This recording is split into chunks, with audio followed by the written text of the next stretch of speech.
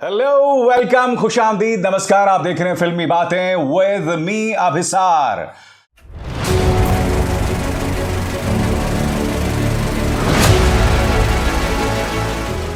फिल्मी बातें विद अभिसार। तो जवान एक के बाद एक रिकॉर्ड्स तोड़ रही है, रिकॉर्ड्स अपने नाम कर रही है।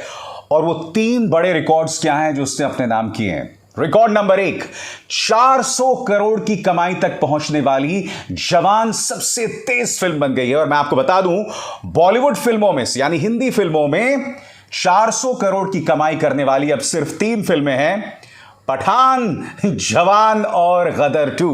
रिकॉर्ड नंबर 2 वो ये है कि वर्ल्ड वाइड दुनिया भर में 700 करोड़ की कमाई तक पहुंचने वाली जवान सबसे तेज फिल्म बन गई है।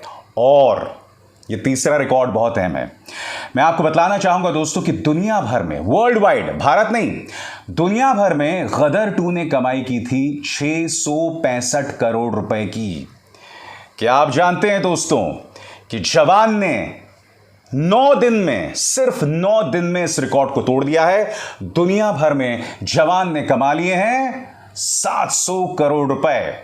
मगर आपको याद होगा दोस्तों, मैंने आपको इसी प्लेटफॉर्म पर बताया था कि जवान को गदर 2 ने 7वें दिन 30 लाख रुपए से पिछाड़ दिया था। यानी कि 7वें दिन गदर 2 ने कमाई की थी 22 करोड़ और जवान ने कमाई की थी 21 करोड़ 30 लाख की।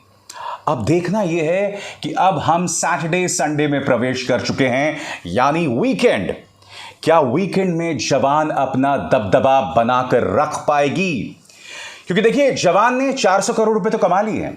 अब जो बड़ा सवाल यह बना हुआ है कि क्या वो 500 करोड़ के आंकड़े को भी छुएगी। जी हां, क्योंकि अब तक गदर 2 ने कमा लिए हैं कितने? 517 करोड़ रुपए। और अभी जवान को थोड़ी मेहनत करनी है गदर 2 की कमाई तक पहुंचने के लिए। असली कमाई तो पठान की है, जो करीब 542 करोड़ रुपए है। क्या जवान वो रिकॉर्ड तोड़ पाएगी? क्या आपको लगता है कि सिनेमा हॉल्स में वो तेजी है जिसके चलते जवान इन तमाम रिकॉर्ड्स को तोड़ पाएगी? इंतजार करना होगा दोस्तों। मगर इसमें दो राय नहीं है दोस्तों कि यह साल पूरी तरह से शाहरुख खान का रहा है, पूरी तरह से। क्योंकि शुरुआत इस साल की उन्होंने की पठान के साथ, पठान के बाद बारी आती है जवान की। अब बस कुछ ही महीनों में यानी कि दिवाली में आने वाली है टाइगर 3, जिसमें उनका छोटा सा रोल है। और ये ना भूलें दोस्तों, साल के अंत में आने वाली है मेरे पसंदीदा डायरेक्टर राजकुमार हिरानी की फिल्म डंकी। मैं आप लोगों से पूछना चाहता हूं, एक ऐसे वक्त जब शाहरुख ने पठान और जवान जैसी एक्शन ब्लॉकबस्टर्स दी हैं, क्या लोगों को उनकी डंकी पसंद आएगी? क्योंकि देखिए, डंकी जो है ना, वो एक इमोशनल फिल्म है। वैसे आप में से जो लोग नहीं जानते कि डंकी दरअसल है क्या, ये कोई जानवरों पर बनी फिल्म नहीं है। आप में से कई लोग जानते होंगे कि कुछ भारतीयों को बेवकूफ बना के कुछ लोग फॉरेन भेजते हैं इल्लीगल तरीके से, विदेश भेजते हैं इल्लीगल तरीके से। आपको याद होगा, दलेर मेहंदी इस मामले में फंस चुके हैं, क्योंकि उन पर यह आरोप लगा था कि लोगों से पैसे लेकर उन्हें इल्लीगल ढंग से फॉरेन भेजने का काम वो कर रहे थे। ऐसे लोगों को जो इल्लीगल ढंग से भेजे जाते हैं, उन्हें डंकी कहा जाता है। अब देखना यह है कि शाहरुख खान जो इस फिल्म में किरदार निभा रहे हैं, इस फिल्म को वो मासी कैसे बनाते हैं। वैसे ये खूबसूरती राजकुमार हिरानी की है। हम ये ना भूलें कि अब तक उन्होंने जितनी भी फिल्में बनाई हैं, उनमें से किसी का भी थीम मासी नहीं था। शुरुआत करते हैं मुन्ना भाई एमबीबीएस से।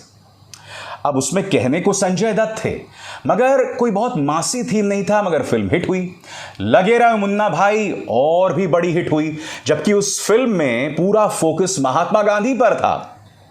उसके बाद 3 इडियट्स आई, जो कि चेतन भगत की 5 पॉइंट समवन पर आधारित थी, जो कि कॉलेज के अंदर जो माहौल है, हमारे जो एजुकेशनल सिस्टम में जो कमी है, उस पर आधारित थी। पीके आई, जो हमारे समाज के धार्मिक ठेकेदारों पर फिल्म थी। और फिर संजू आए, जो कि संजय दत्त के जीवन पर आधारित फिल्म थी। ये तमाम जो टॉपिक्स थे वो निहायत ही ऑफ बीट थे, मगर फिर भी ये तमाम फिल्में सुपर हिट हुई।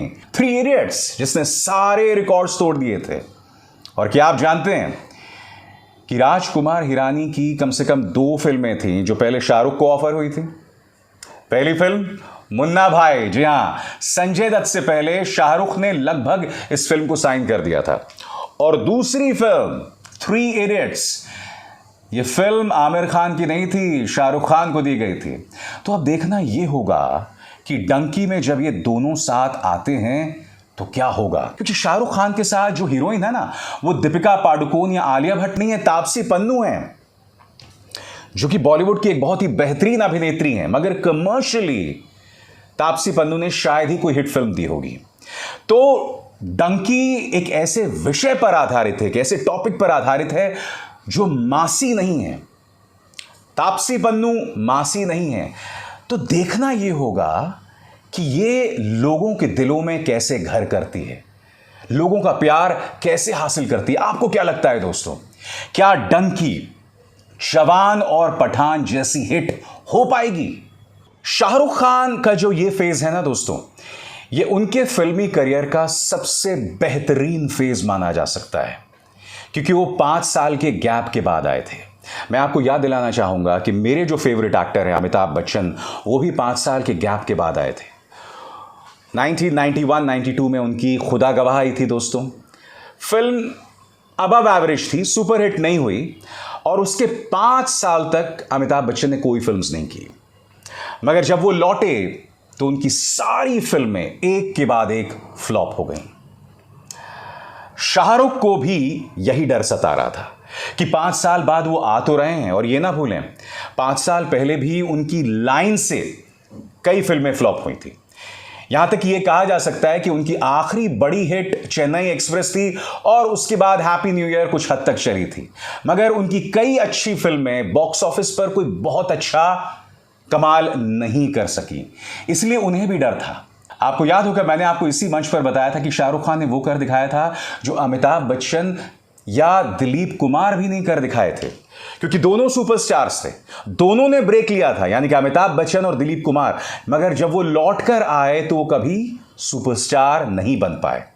लौट कर आने पर उन्होंने बेहतरीन फिल्में की, नो डाउट अबाउट दैट, मगर शाहरुख लौट कर आने के बाद एक बार फिर सुपरस्टार बन गए। आज की तारीख में शाहरुख का मुकाम अपने जो तमाम पेयर्स हैं, यानी कि उनके साथ उठने वाले तमाम एक्टर्स जो थे, उनसे ऊपर हो गया है। चाहे वो आमिर खान हो, चाहे वो सलमान खान हो, या वो अक्षय कुमार हो, शाहरुख और उनका सुपरस्टारडम उनसे कहीं ऊंचा है। और उनकी आने वाली फिल्में भी दोस्तों बहुत बहुत दिलचस्प होने वाली हैं। तो देखना यह है कि क्या ये फिल्में जवान और पठान जैसा कमाल कर पाएंगी। इंतजार रहेगा। अभिसार को दीजिए इजाजत। नमस्कार।